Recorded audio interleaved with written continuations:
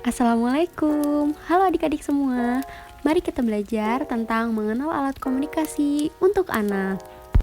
Apakah adik-adik tahu seberapa penting sih kita untuk tahu alat komunikasi itu? Nah, di sini kakak akan menjelaskan bagaimana pentingnya alat komunikasi untuk adik-adik ketahui. Mengapa penting untuk mengenalkan media informasi kepada anak sejak dini? Karena anak-anak akan lebih mengetahui apa sih alat komunikasi itu, kegunaannya untuk apa ya. Jadi ketika anak beranjak dewasa, anak akan memahami apa yang pertama dia lihat tentang alat komunikasi itu sendiri dan kegunaannya sendiri untuk apa sih. Nah, tapi posisi orang tua dan guru di sini sangat penting saat mengawasi anak-anak mengetahui dan mengenalkan bagaimana itu media informasi. Meskipun anak harus tahu, tapi tetap anak harus diawasi supaya orang tua dan guru bisa mengawasi anak dengan baik.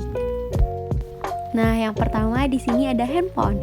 Telepon genggam atau telepon seluler atau handphone adalah perangkat telekomunikasi elektronik yang mempunyai kemampuan dasar yang sama dengan telepon konvensional saluran tetap, tetapi dapat dibawa kemana-mana dan tidak perlu disambungkan dengan jaringan telepon menggunakan kabel. Adapun yang menggunakan kabel itu adalah telepon rumah. Nah, yang kedua ada radio. Radio adalah teknologi yang digunakan untuk pengiriman sinyal dengan cara modulasi dan radiasi elektromagnetik.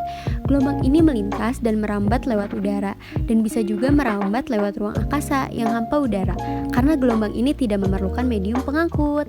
Pasti adik-adik tahu kan radio? Nah, dan yang ketiga ada televisi. Pasti adik-adik tahu kan dengan televisi ini di rumah pasti sering menonton dengan keluarga dan orang tua. Televisi itu adalah sebuah media telekomunikasi yang terkenal, berfungsi sebagai penerima siaran gambar bergerak beserta suara, baik itu yang monokrom, hitam putih maupun berwarna. Nah, yang keempat di sini ada koran. Koran atau yang berasal dari bahasa Belanda krant dan bahasa Prancis koran atau surat kabar adalah suatu penerbitan yang ringan dan mudah dibuang. Biasanya dicetak pada kertas berbiaya rendah yang disebut kertas koran yang berisi berita-berita terkini dalam berbagai topik. Biasanya ayah adik-adik nih yang selalu membaca koran di pagi hari. Dan yang terakhir di sini ada laptop.